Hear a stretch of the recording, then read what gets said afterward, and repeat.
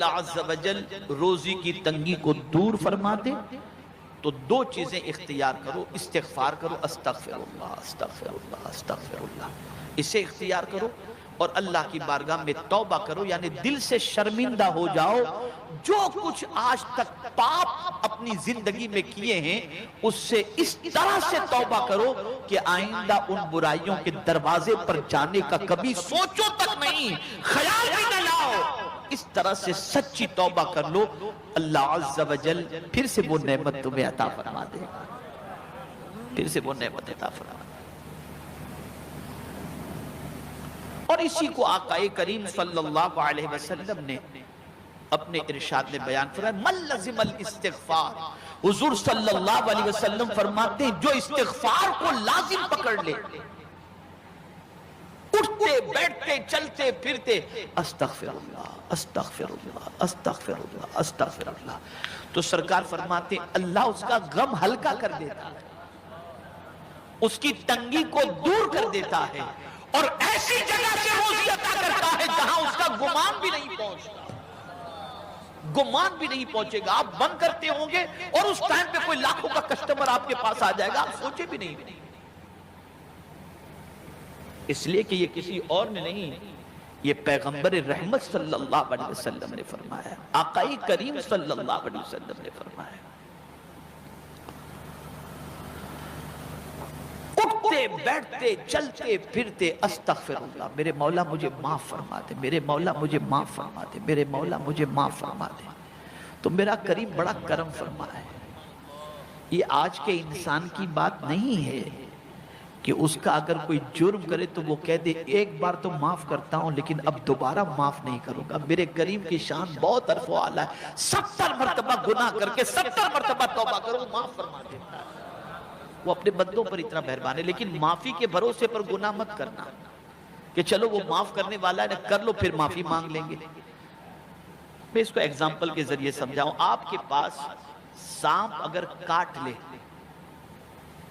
تو اس کا علاج موجود ہو کہ خدا نخواستہ کبھی گھر سے سانپ نکل آیا اور اس نے کاٹ لیا تو اپنے پاس یہ علاج ہے، اپنے یہ کر لیں گے بچ جائیں گے، تو علاج کے بھروسے پر سانپ کو ڈھونڈتے ہو کہ کہیں مل جائے تو اس کے منہ میں انگلی ڈال نہیں، اچانک میں اگر کبھی سانپ نے کاٹ لیا تو آپ علاج کریں گے، ایسے ہی انجانے بھی کبھی غلطی ہو گئی تو اللہ سے معافی مانگو معاف فرما دے گا، جان بوجھ کر کے غلطی مت کرو، قصداً خطائیں مت کرو، جان بوجھ کر اپنے دامن کو گناہوں سے آلودہ مت کرو۔ اور یہ بات اچھی طرح سے یاد رکھیں، کبھی کبھی ایسا بھی ہوتا ہے کہ انسان یہ سوچتا ہے کہ میں نے زندگی میں بہت ساری اچھائیاں کی ہیں، اس کے صلے میں مجھے اتنا مل جائے اتنا مل جائے اتنا مل جائے، ڈرو اللہ سے۔ ایک بزرگ امتحان میں آئے، سنیے گا غور سے، ایک بزرگ سخت امتحان میں آئے، اتنا سخت امتحان کہ ان کا پیمانہ صبر جو ہے وہ لبریز ہونے لگا، بے چین ہو گئے، تو پھر اللہ کی بارگاہ میں انہوں نے عرض کیا، میرے مولا میں نے کچھ نیکیاں کی ہیں،